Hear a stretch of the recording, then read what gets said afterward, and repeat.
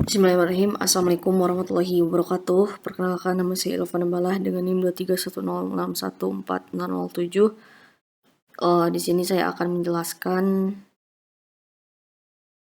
video lanjutan dari tugas mata kuliah data mining.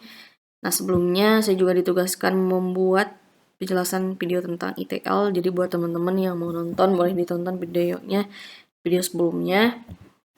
Nah, kalau di video ini saya akan melakukan exploratory data analysis atau EDA ya, pada dataset buku bagus ya, terbagus di tahun 2023. Nah, tujuan dari video ini adalah untuk melihat bagaimana sih proses awal analisis data dilakukan gitu, sebelum masuk ke tahap pemodelan atau analisis lanjutan.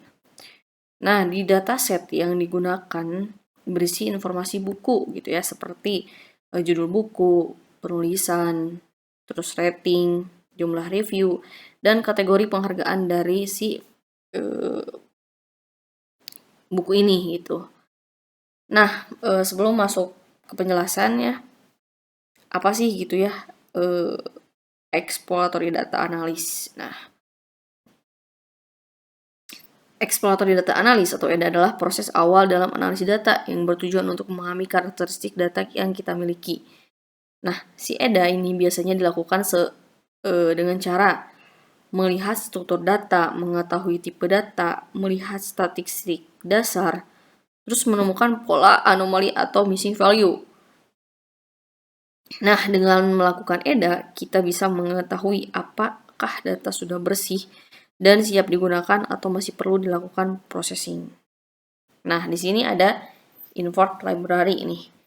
Saat menjalankan ini nih, import pandas as ya, untuk apa sih gitu ya, untuk mengolah data. Nah, kalau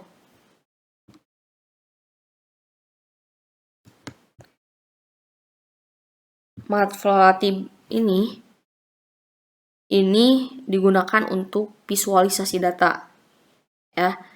Nah, di sini ada tulisan warning nih ya. Ini untuk apa sih gitu ya? Digunakan untuk menonaktifkan pesan warning agar output lebih rapih. Nah, kalau ya data filing ini digunakan untuk membuat laporan EDA secara otomatis. Ya. Jadi dan lanjut ya, di sini ada ini nih. DF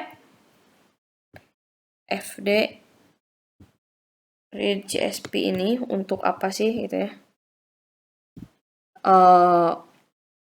Ini simpelnya digunakan untuk menampilkan beberapa data gitu secara acak dari dataset sehingga kita bisa melihat gambaran awal isi data.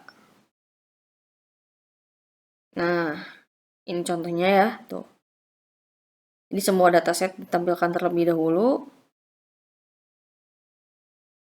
Nah, di sini ada DF draft. Ini gunanya untuk apa? Ini gunanya untuk menghapus beberapa kolom yang tidak diperlukan dalam analisis seperti URL sumber, terus deskripsi buku dan informasi penulis. Nah, kan di sini ya ada URL, tuh masih banyak kayak lebih diringkas ya.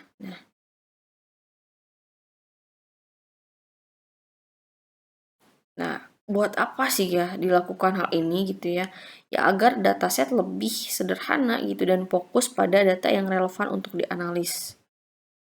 Nah, lanjut di sini ada menganalisis numerik ya atau statistik gitu. Melihat statistik data lah, simpelnya. Nah, di sini ada DF describe ya. Ini fungsinya untuk apa? Digunakan untuk melihat statistik dasar dari data numerik nih ya. Ya, informasi yang ditampilkan antara lain ya seperti rata-rata, terus standar, terus nilai minimum, nilai maksimum. Ya, tadi ini min, ada max, quartile data. Nah, statistik ini membantu kita secara memahami distribusi data secara umum, gitu ya. Nah, di sini ada DF info. Ini buat apa? Ya. Ini kegunaannya yaitu untuk melihat informasi struktur dataset. Nah, di sini kita bisa mengetahui gitu ya, jumlah baris dalam kolom berapa, terus tipe data setiap kolom, apakah ada nilai kosong atau missing value.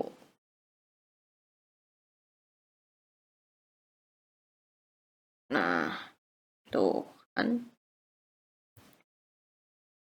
Ini masih sama sih penjelasannya sama yang di atasnya. Nah, di sini ada kategori distribusi. Ya. Dan ini hasilnya jadi kayak udah divisualisasikan.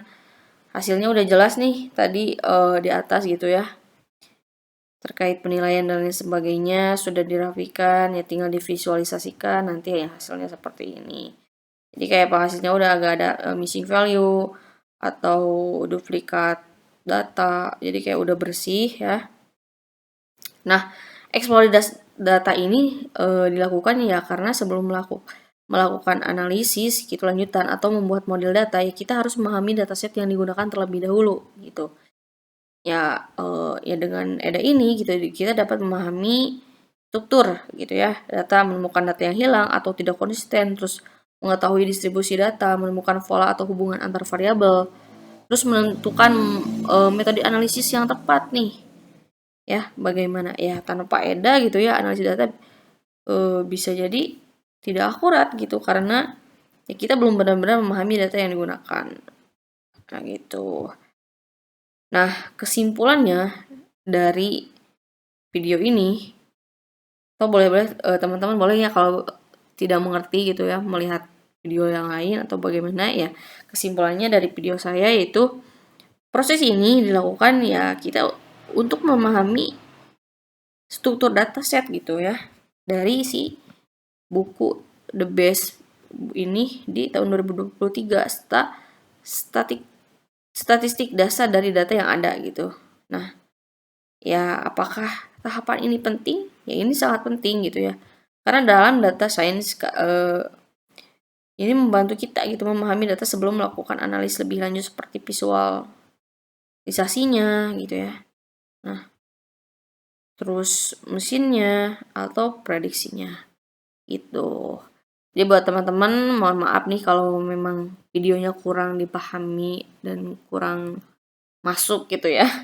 Karena saya masih dalam tahap pembelajaran. Terima kasih. Assalamualaikum warahmatullahi wabarakatuh.